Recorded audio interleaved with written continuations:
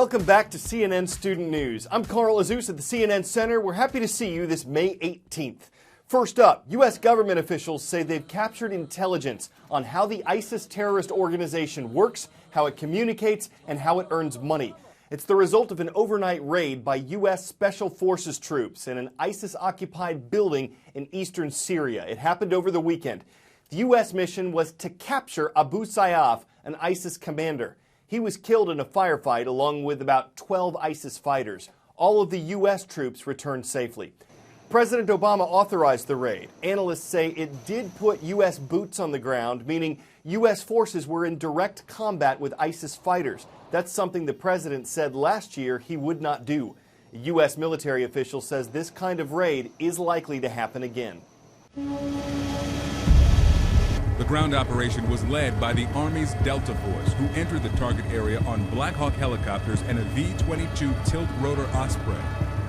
After landing, about 24 commandos scrambled off the aircraft, which then took off but hovered overhead. During a firefight, ISIS fighters defended the multi-story building from inside and outside positions. But Special Forces were able to get close to the building and blow a hole in its side. They went in, encountered ISIS fighters, and there were more gunshots and reports of hand-to-hand combat.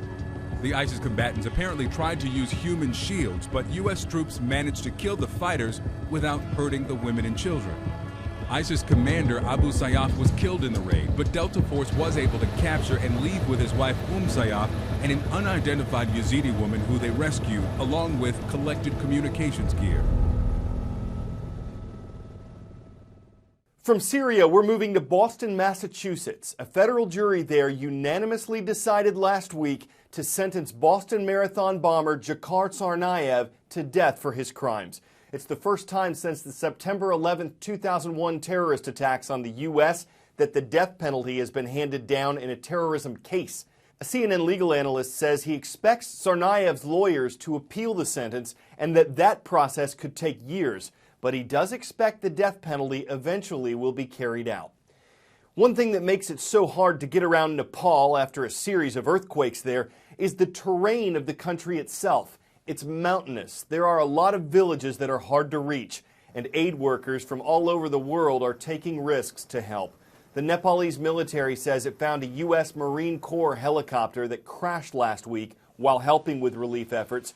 Officials don't know yet what caused the accident. On Thursday, we flew over the rugged, mountainous terrain east of Kathmandu. We saw villages devastated by the earthquakes, villages full of people the Marines were trying to help. 6 U.S. Marines and 2 Nepali soldiers died in these mountains. They were courageous. They were selfless individuals dedicated. Their commander pledging to continue the humanitarian mission and learn why the Marine chopper went down. Their families beginning to share their stories. Lance Corporal Jake Hugg from Phoenix, Arizona, was a combat photographer. His cousin tells CNN affiliate KTVK. Hugg was documenting the earthquake relief efforts. My name is Captain Lukasevich, and we stand with Nepal. Captain Dustin Lukasevich was just featured in this Defense Department video describing the U.S. mission. So we were able to deliver some rice, potatoes, and tarps out to smaller villages just east of Kathmandu, areas that are more difficult to get to via any sort of ground transportation. These men and the others added to a growing list of earthquake-related casualties. 8 heroes who gave their lives for the people of Nepal. Will Ripley, CNN, Kathmandu, Nepal. From Nepal, we're headed to the African nation of Burundi. It's a republic that's landlocked and small. It has a population of about 10.4 million people, and it has a high poverty rate, with an estimated 68% of Burundians living below the poverty line. A civil war that lasted for 12 years decimated the country. The conflict ended in 2005, but after protests, violence, and a failed attempt to overthrow Burundi's president, some residents are afraid fighting will spread once again. The tension has to do with upcoming elections. They're scheduled for June, and there's controversy over who's on the ballot. More than 100,000 people have fled their homes, many women and children, as the violence spikes in Burundi. And the United Nations warns that this number will only swell if the fighting continues.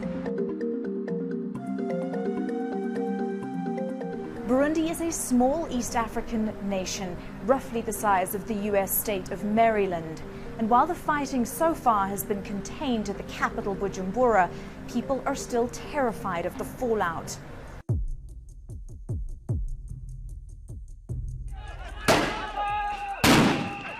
Tensions have been simmering in that country for months. The protests spiked after the president, Pierre Nkurunziza, announced that he would be running for a controversial third term, and he's only permitted to serve 2 5-year terms by the constitution. However, what the president's claiming is that his first term didn't count. He was elected by parliament as president and not by the general population. So in theory, he's only been elected once. The Constitutional Court agreed with him, but opposition parties say that the Constitutional Court was biased. Pierre Nkurunziza has led Burundi for the past 10 years, but he has been accused of becoming increasingly dictatorial in some of his policies, not allowing some public gatherings to take place, crackdowns on the media, and also has banned jogging because he said that that could be considered an element of subversion. The protests started off quite sporadic in small areas. However, they did become more and more graphic, more and more bloody, and more personal. People being stoned to death, people being beaten to death. They've managed to wrestle guns away from police and use them against the police. 5 policemen had been killed in these clashes. At least 15 protesters, we believe, have been killed by vigilante violence or by police firing live ammunition, although the government was quick to say that if police were found firing live ammunition, that they would be brought to book. The United Nations estimates that around 100,000 people have fled Burundi, too terrified to stay home. They'd rather walk for days to foreign nations. They're heading to neighboring Democratic Republic of Congo, they're heading to Rwanda, and they're also heading to Tanzania, fearing that this is going to spiral into all-out civil war.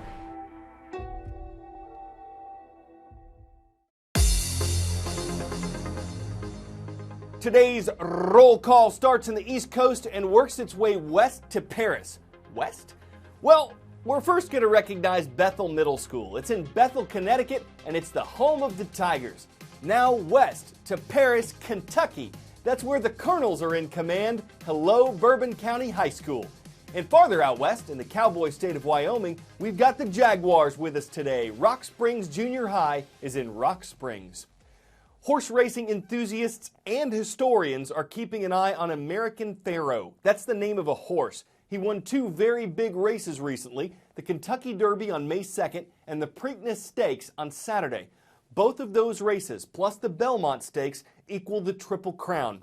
Every year, people watch to see if a horse can win all 3 races, but no horse has done that since 1978, when an animal named Affirmed ran into Triple Crown history.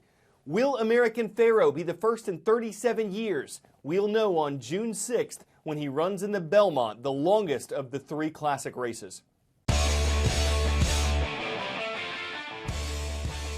The curtains are closed around the beluga exhibit at the Georgia Aquarium. Why? So a new mother and her calf can bond in privacy. Beluga births in captivity are rare, and the aquarium says the early stages of life are delicate.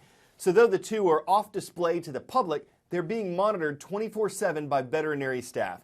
The baby was born on May 10th, 59 inches long and 126 pounds. Remember, it's a whale, so that's all right. Doesn't have a name yet, and the fact that it was born on Mother's Day is a total fluke. But if you're looking for a whaley cute video that makes for a whale of a tale to tell you, Belu got it. I'm Carl Zeus, CNN Student News dives back in tomorrow.